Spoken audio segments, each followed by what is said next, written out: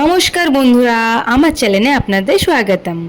আজকে আমরা শিখে নেব খুবই সহজভাবে চিচিঙ্গা দিয়ে মসুর ডালের বড়া।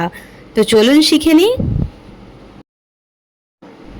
সর্বপ্রথম আমি এখানে মসুর ডালটাকে 4 থেকে 5 ঘন্টার জন্য ভিজিয়ে রেখেছিলাম। এইবারে আমার এখানে মসুর ডালটাকে ভালো করে গ্রাইন্ড করে নেব। মসুর ডালের পেস্ট রেডি। এই দেখুন ভালোভাবে এইভাবে খুব ভালোভাবে পেস্ট বানিয়ে নেব। এইবার আমরা একটা বাউলের মধ্যে এটা ট্রান্সফার করে কিছুক্ষণের জন্য ফেটে নেব। 2 থেকে 4 মিনিটের জন্য এইভাবে ফেটে নেব, তাহলে বড়গুলো অনেকই নরম তুলতুলে হবে।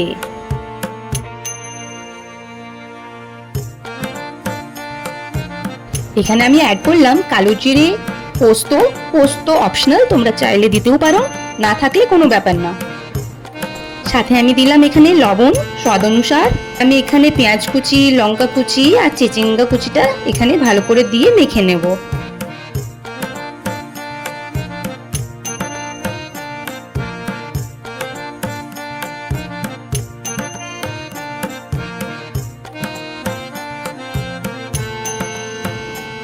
এইবার সর্ষের তেলটা গরম হলে এক এক করে বড়াগুলো এই শেপে দিয়ে ভালো করে উল্টে পাল্টে ভেজে নেব।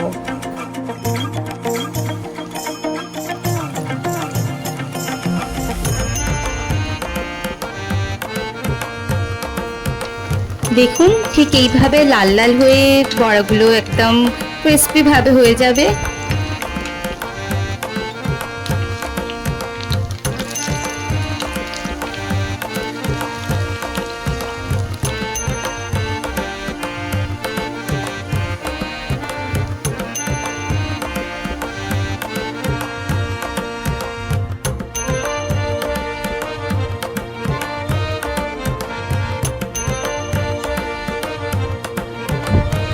একদম রেডি আমাদের মসুর ডালের চিচিঙ্গা দিয়ে মসুর ডালের বড়া।